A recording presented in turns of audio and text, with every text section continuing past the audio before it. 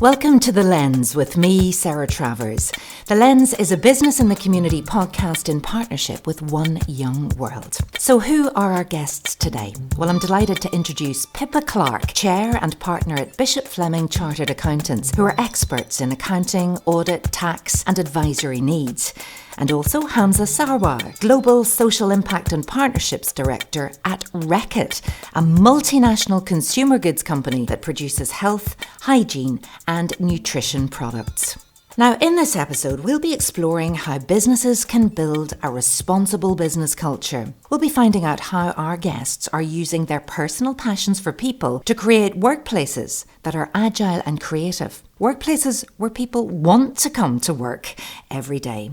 So to find out more, let's get into the conversation. Pippa, Hamzah, you're very welcome to The Lens. So Pippa, I suppose if we could start with you first of all. Obviously in the introduction I said there you were chair and partner at Bishop Fleming Chartered Accountants, but you weren't always that. So I'd love to find out a little bit more about your background, where you grew up, a little bit about you and how you came to be in this position. Oh, thank you, Sarah, and it's lovely to be participating in this today. I'm the mother of two lovely daughters, of whom I'm incredibly proud. I was widowed in my 40s when my husband died of cancer, so I've been bringing up my children partly on my own. And earlier in my life, I'm the youngest of three children. I have divorced parents, as many people do. They divorced when I was about 2, and unfortunately my mother suffered from a severe long-term mental health condition. And as a result of those challenges, I was largely brought up within the care system. So my short answer to where I'm from is that I was born in Scotland, I grew up in the southeast and I live in Cornwall. But actually there's a little bit more complexity and there were a few more challenges along the way in that. Well, I think that's perhaps underplaying the challenges that you've experienced to get to where you are today. I'm just wondering, given that it hasn't all been plain sailing and you have faced an awful lot, including being brought up in the care system. Do you feel that has helped shape the person that you have become today? And maybe perhaps if we drill a little deeper, what qualities or values do you feel you have as a result of those challenges early on? I think we're all shaped by our own experiences, aren't we? So undoubtedly it's had an influence. My circumstances meant that it was very difficult and impractical really to go to university. So when I was deciding what to do, I was looking for a job with prospects, and a career with the opportunity of a professional qualification seemed like a good option. And what I've brought to that, I think, been very adaptable. Having 5 foster placements and moving between parents and a children's home and various things makes you very adaptable to all your environments. Developed a lot of resilience. There's some rejection that you feel along the way in all of that. And so you learn to rely on yourself rather than others. That doesn't mean I'm a loner or that I don't want to do things with other people, but it certainly means that you build some sort of inner strength, I think, and develop some resilience around anything that might knock you back. And the final thing, I guess, is people talk about me as being an optimist, and I do feel optimistic about things. There's an opportunity to find joy in the smallest of things, and I have a small mantra that I use for myself, which is that every day is a good day. So that's what I bring to how I've developed my career and develop the culture, I hope, in the workplace. My goodness, that's something I think that we could all focus on, that every day is a good day. It's a little bit like that, find the joy in every day, because it is there. Some days it's really not obvious where it is or where you're going to find it. Yeah, incredible life lessons there. Also being widowed at such a young age, you must have got to that point and thought, really, what have I done to deserve all of this? There is an element of you undoubtedly that thinks that way, but do you know what? I am blessed with amazing family and friends, and I am so fortunate in that respect. And I have a great career. I work with some really lovely people. I have some superb client relationships. It's not all bad. Incredible optimism there. But Pippa, could you tell us a little bit then about the company that you work for? Of course. So Bishop Fleming is a really thriving and highly ambitious accountancy and advisory firm. We're led by a purpose and ambition to be really rewarding for not just our clients, but for our people and the communities within which we work. We're made up of people of high integrity who really care about what they're doing, and people forge friendships across the network within the firm, and we build long-term and lasting relationships with each other and with our clients. Well, we'll explore a little bit more about the services that you actually provide, how you help your clients, how you look after your people as well. But we'll bring Hamzah in at this point. Hamzah, great to hear from Pippa. But if I could ask you a little bit about your background. You've been listening to Pippa's story. We'd love to know a little bit about your story. Sure, and thank you, Pippa, for being so open. I think it's refreshing to hear that, and I think showing vulnerability and showing the authenticity of your life, I think it really does add a lot to the conversation, and it inspires others as well. So first of all, a big thank you. And so I'm British Pakistani. I am a father of two. So I have a 6-year-old, Sophia, and Haris, who is 4. They're my life in many ways, and they've really defined my purpose and my personal passion over the last few years. I was brought up in a single-parent family, born and brought up in Birmingham with frequent travel to Pakistan. Various challenges along the way, being an ethnic minority, a British Muslim, working in a country trying to adapt to the culture and really kind of thrive in this country. I've seen my mum struggle, strive and drive a good life for her 3 children. And I've really been inspired by her work ethic and her dedication and her commitment over the years. My background's in marketing. I had a huge anticlimax really coming out of university, just thinking about the work that I wanted to do and how I was trying to kind of live my purpose in the world. So this anticlimax has essentially led me to really question quite deeply why I'm here. What's my personal purpose? What am I offering to the world? So I started in big research agencies,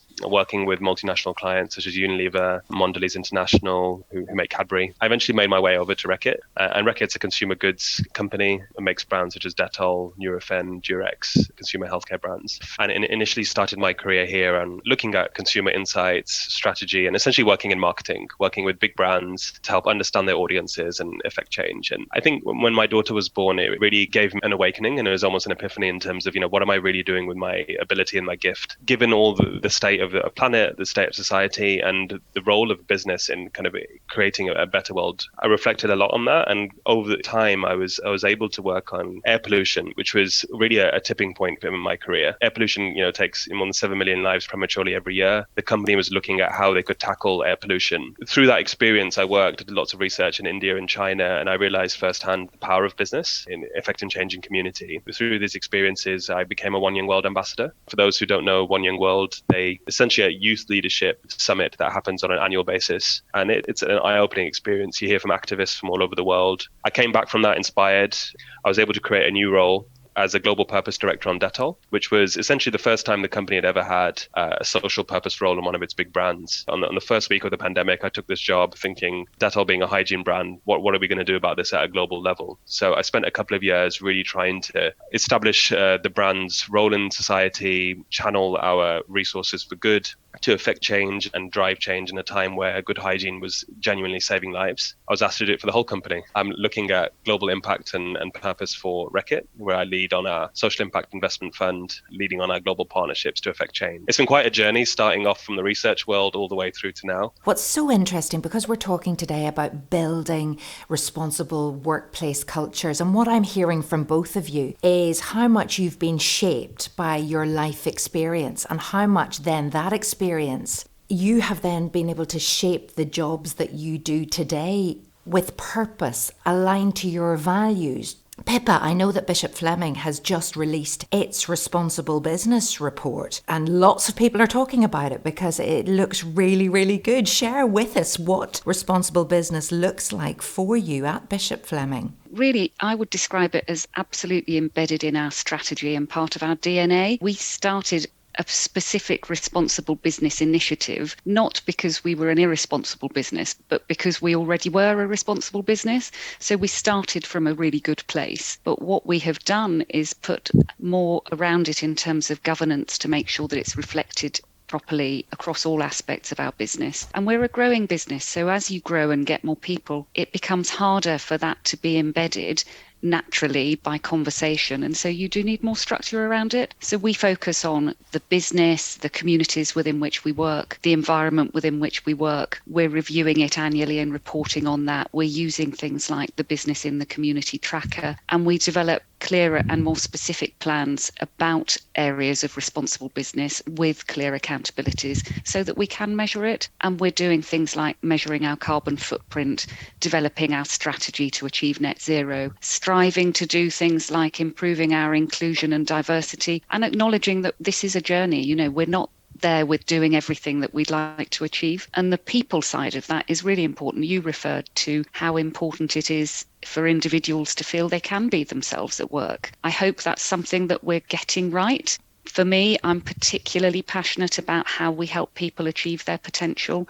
It's very easy to make assumptions, intentionally or unintentionally, about people, but how can we help people achieve their potential and achieve the success that they've defined for themselves? It means different things to different people. It can be seen as quite worthy, I suppose. The aspiration is there, but then how do you actually measure the impact? You say, we want to boost diversity and inclusion, and you also talked about how business and the community help provide you with a framework to implement actions that actually make this happen.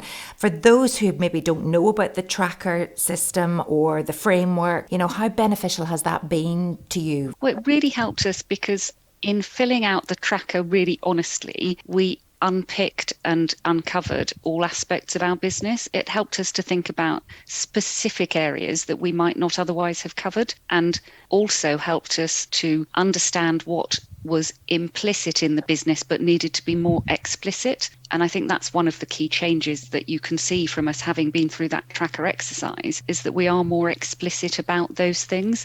And we were doing the right thing, we felt, in terms of trying to reduce our impact environmentally with things like reducing our paper usage and that sort of thing. And we had been measuring some of that, but there were other things that we hadn't measured. So we hadn't previously measured our carbon footprint, and we were able to use this as a catalyst to go to the Institute of Chartered Accountants that we work with to say, okay, how do we do this in our profession, and to find a partner that we could work with in order to work on our net zero initiative. And partnership seems to be absolutely key. So Hamzah, same question to you, given what we've been hearing from you in building and designing this role that is making such a difference within RECKITT. So what are the drivers, both from the business perspective and from you, in terms of building that responsible approach and culture? I think from a RECKITT point of view, the company employs over 40,000 people around the world. Its products are sold in over 100 countries. The mission and the purpose of the organization is very much to create a cleaner and healthier world via its products. And the portfolio is geared in such a way around its health, hygiene and nutrition to make a genuine difference in people's lives. Just by the very fact of selling soap to people, selling condoms, you're protecting people's health, protecting people's well-being, nurturing the best start in life. So the organization's portfolio is very much at the heart of what it does. And I think increasingly now we're operating in a stakeholder economy where the responsibility of an organization is far broader than just its shareholders. Really looking at the communities in which we live and we operate, our value chains, and where we employ people in our sites and our factories, how we really look at the organization across its footprint, looking at its net zero ambitions across carbon, water, and being a big manufacturing organization, these elements of sustainability across creating a healthier planet, building a fairer society, and really thinking about responsible people-led, people-first culture is really what the business is about and has been on this journey over the last few years. The critical aspect of this and the commitment that the organization has to promoting universal access to health, hygiene and nutrition drives a lot of the decision making. And that very much means putting the community at the front and center of decision making, whether it be developing new products and innovation all the way through to going beyond that and really improving behaviors in times that we've seen in COVID, improving sexual behaviors, hygiene behaviors, really looking to promote healthy populations and healthy impact. And of course, that responsibility also comes internally to how we approach our people and our talent. My mission has been personally, how do we kind of create an entrepreneurial culture? And entrepreneurship as a concept has been well established over the last few years. But it's about how do you kind of create change from within and empower people in the organization to bring their full selves to work. We've seen with the Great Resignation, there is a huge almost disassociation and a lack of connection with work. So how do you embed purpose into people's day-to-day lives, into day-to-day jobs? How do you ensure that everyone is mobilized and galvanized behind that mission, which is shared, that's higher than yourself, and really helping to create an impact in the community? So the work that I lead on the Fight for Access Fund and our social impact investments externally is now translating internally to say, what's our culture that we're trying to build? So we have 4 employee resource groups internally, one being focused on gender and women. We have one on LGBTQ+, race and ethnicity, and disabilities being the final one. So we're looking across these ERGs and looking to ensure that we have this built into culture. So I've definitely witnessed a shift, and I've seen the organization put these ERGs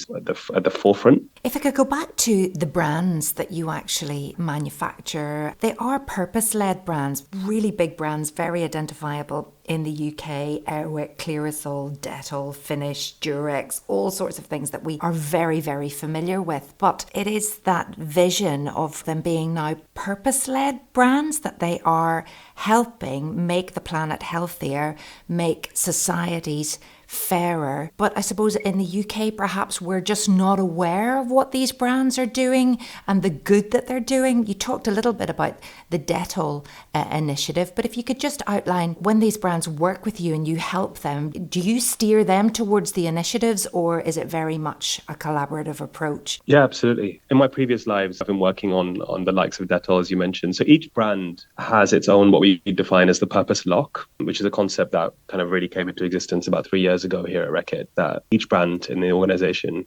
across the power brands that we have, so across the health business, we have the likes of Dettol, Durex, Nurofen, Gaviscon, looking at protecting people's health. Across the hygiene business unit, brands such as Finish, Airwick, Vanish, some of these household hygiene brands. On the nutrition side, we have infant formula, both for specialty infants and for others. And across this entire portfolio, each brand has gone through defining their purpose lock. What that essentially means is looking at the why they exist, which is the purpose. That's the North Star. The second part was to identify its fight, which is essentially its mission. So how is this brand really going to show? Let's take Dettol as an example with its purpose, which is to reduce the burden of illness. So each brand has really taken strides to reflect on its heritage, to reflect on its roots. And Dettol was born in the 1930s to tackle maternal sepsis and childbirth in UK hospitals. It reduced the incidence of sepsis by more than 50%. It was able to grow. So each brand has been on a journey to really look at its heritage, its origins, its founders' stories, and really understand why it came to being in the first place. So lots of work happened across each of the brands to define its purpose. The second part of this was to say, okay, we understand its purpose. We understand, for example, Dettol, it's about reducing that burden of illness. Now, how does that really show up in reality? Which is what we call the fight, which is the mission of this brand. So Dettol, take Dettol as an example, the mission is really to drive access and build lasting hygiene habits amongst its consumers and its communities, which is really geared towards supporting Sustainable Development Goal 6, which is about access to clean water, hygiene and sanitation, and also looking at Sustainable Development Goal 3, which is about building good health and well-being. So once it's identified its purpose and it has a really clear fight, to give it authenticity and legitimacy to actually act in this role in society, in community, that's where we look at what we call our superior solution, which is the product offering. So you can imagine in Dettol's case, our superior solution, each of the products, whether it's a hand washing product, a surface disinfectant, it's focused on trusted science that is designed to break the chain of infection. So each brand has established a purpose lock with those three rings, the purpose, the fight, and the superior solution, aligned itself to a sustainable development goal. So take another example on Finish, the dishwasher tablet. You'd think it's just it goes in the dishwasher and you forget about it. The big mission for Finish is all about saving water. If you skip the rinse and you don't rinse your dishes, you're actually saving liters and liters of water on an annual basis. So this mission is all about educating the public to say, save water. It's good for your own household, it's good for your own bills, but it's also good for the community, for society, and for the environment. So as each brand has gone through its purpose journey, the next phase was to say, okay, how does that purpose lock need to come and actually be activated in the world? So let's take, for example, Dettol. So an example of an initiative that we launched just in this last 12 months was a school behavior change program, educating children around the importance of good hygiene practices in a time of COVID, in a time where climate change is affecting us more than ever, and the importance of practicing good hygiene habits is critical to preventing disease. So that program was rolled out across 5 countries, reducing the burden of disease in these countries. So take, for example, Italy, where there's a 14% reduction of COVID incidents. Take Nigeria, where we've been able to reduce diarrheal disease in Lagos State by over 7%. And you really begin to see the impact that the brand can have and be very rigorous with regards to its evaluation to really genuinely demonstrate its impact in communities. Hugely inspirational, and I'm sure anybody tuning in and listening to this today will be blown away really by what you can achieve just by having those people that are leading those even entrepreneurship within organizations. Pippa, you must be inspired by what you're hearing too. Oh, I definitely am. You know, I'm listening to what you're saying, Hamzah, and thinking you've got a lot of people who are doing this. How does RECKITT actually help people to live that purpose? And how does it help people to really achieve their potential within the business.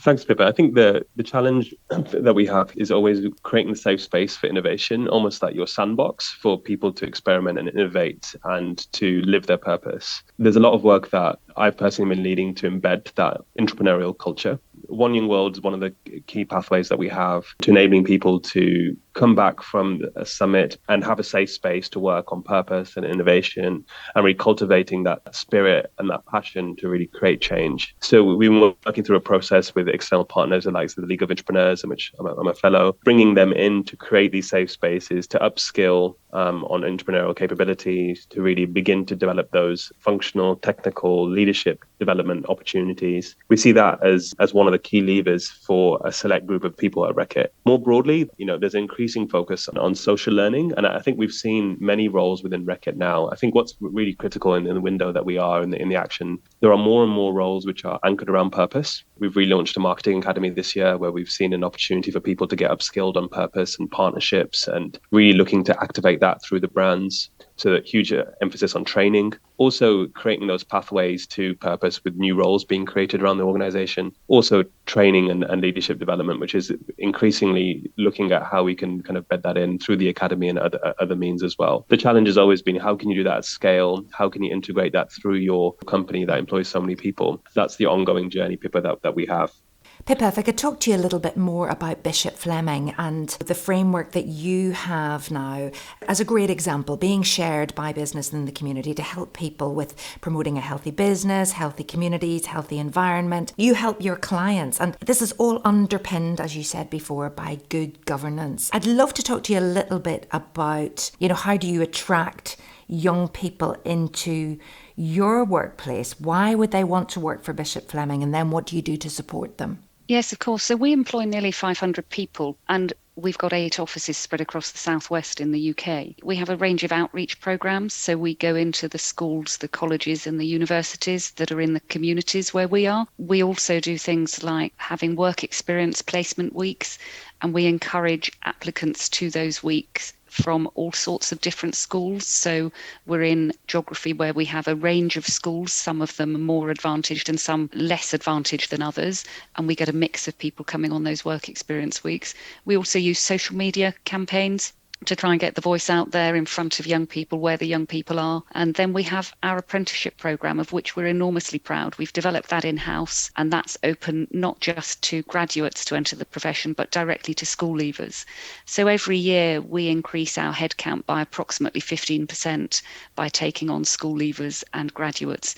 And we help those individuals achieve professional qualifications, which are highly valuable to them for the entirety of their working lives. And we supplement that in-house as well. We have personal development programs that they participate in. So our young people are supported to obtain their professional qualifications. We give them time off for study. We pay for all of their study and exam training. We also give them time away from the desk for those personal development initiatives and allow them to build their peer network within the firm and help them to develop their personal brands within and outside of the firm and understand the importance and value of creating those networks. We get way more applicants than we take on each year for each of our roles. So I do try and talk to all of our young people when they join us just to explain how well they've done in getting here. It's part of our initiative to improve our inclusion and diversity, to take on people from a wide variety of backgrounds, but equally we do need people who are going to be able, with our support,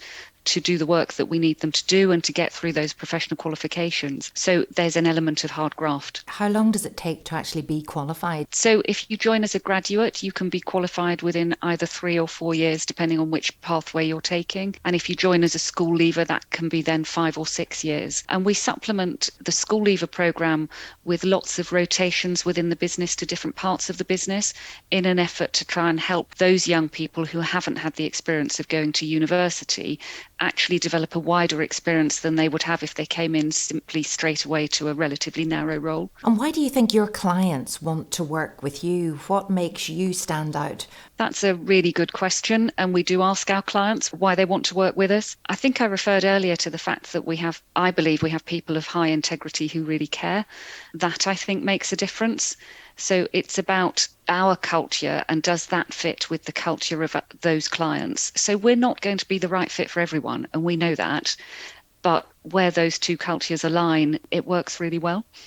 There's such a huge focus as well on, I suppose, health and well-being at the minute, and central to that has become much more that recognition about financial well-being too. Do you find that brings people to you more? The financial well-being is a really interesting one, actually, because we identified a gap for our people who are going through those supported training programs as part of the apprenticeship program, and we have partnered with another organisation to help our people learn how to manage their finances better. So that financial education has been really important for our people, as well as working with our clients and helping them to optimise their financial performance. I'm going to ask each of you now, if you could wave a magic wand and instantly fix one thing in the workplace, what would it be, Pippa? Oh, for me, it would be, how can we really all understand in the workplace the potential of all of our colleagues working around us, and how can we help them achieve it? Hamzah? I would love to see over the next 12 to 18 months and in the future, the business being held to account with regards to its mechanisms of reporting, being held accountable for the community in which it operates. And that's really trying to move us away from where we are today, which is around ESG and ticking boxes.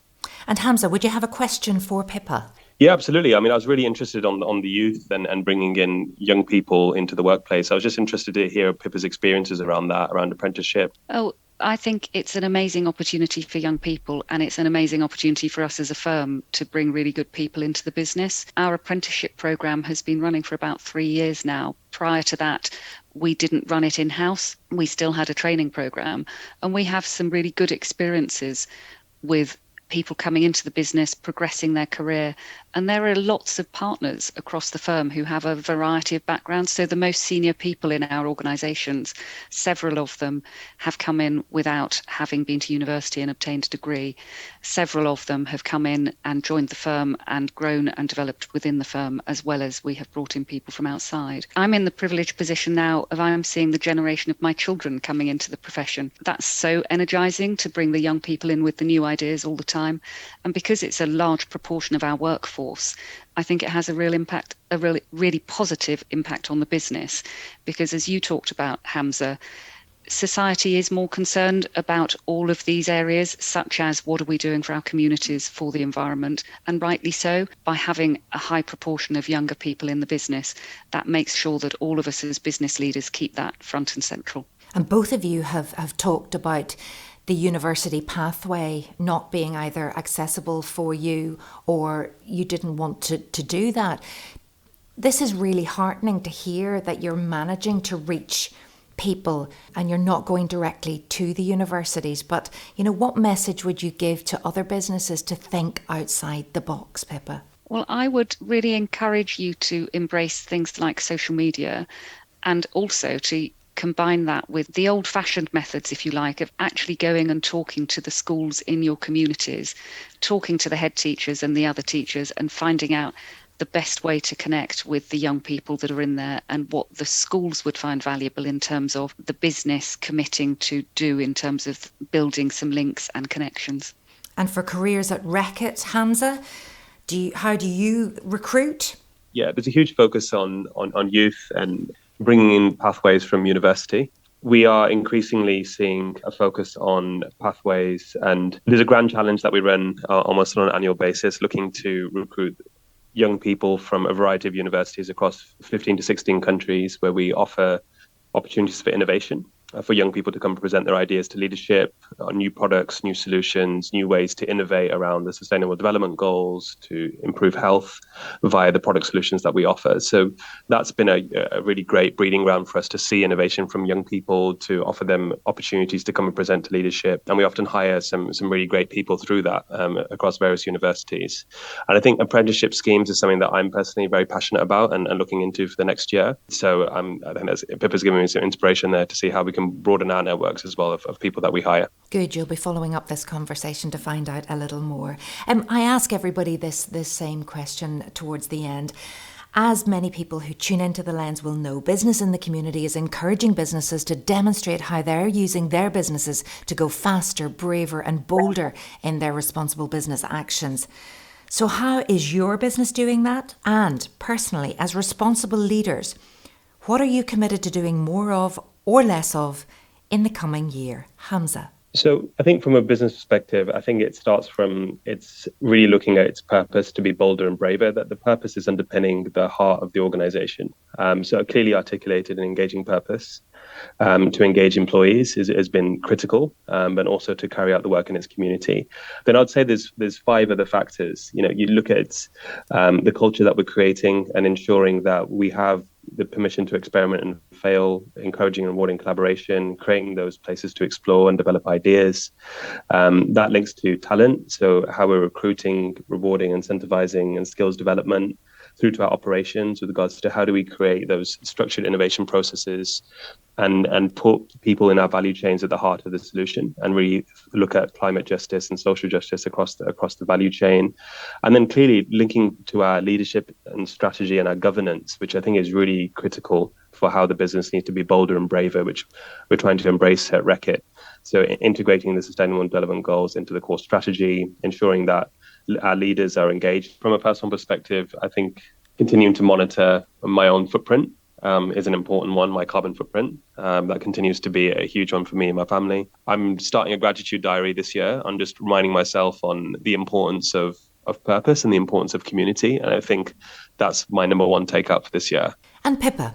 I mentioned that we have improved our governance around responsible business. And one of the ways that we've done that is we have made this a board level priority.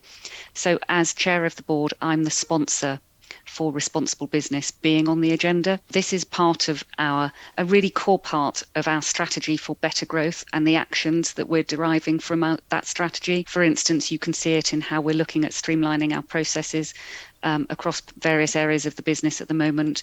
You can see it in how we're working with partners such as Business in the Community in order to embed and accelerate all of the actions that we want to take over the goals that we're looking to achieve, aligning ourselves to some of the United Nations Sustainable Development Goals, so that we're really clear about what it is we as a business can influence and what impact we can have on society. But on the personal side, I'm just committed to trying to do a bit less mileage. I'm sure you'll agree, everyone. 2 fantastic guests today. Pippa Clarke, Chair and Partner at Bishop Fleming Chartered Accountants, and Hamzah Sarwar, Global Social Impact and Partnerships Director at RECKITT, both with a strong sense of social value. You've been listening to The Lens with me, Sarah Travers, and if your business would like to find out how it can open its doors and have a more inclusive approach to recruitment, or if you'd like support for some of the tougher workplace issues, please visit www.bitc.org.uk. Thank you for listening and tune in next time.